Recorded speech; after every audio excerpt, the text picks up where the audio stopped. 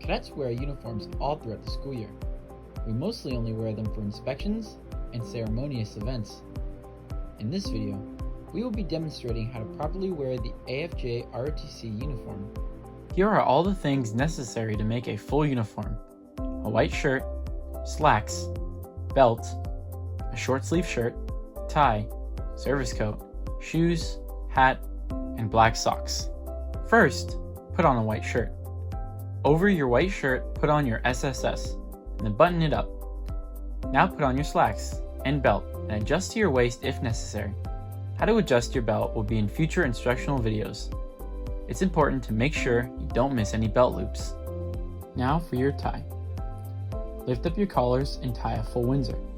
How to tie a full Windsor knot will be in future instructional videos. Once your tie is tied, you can put your collars down and put on your service coat. From here, button up your 3 buttons. Finally, put on your service cap. The side with the 2 lines intersecting to make a Y shape is the front side. For male regulations, make sure that the top flap is closed when wearing it, and for female regulations, make sure it's open.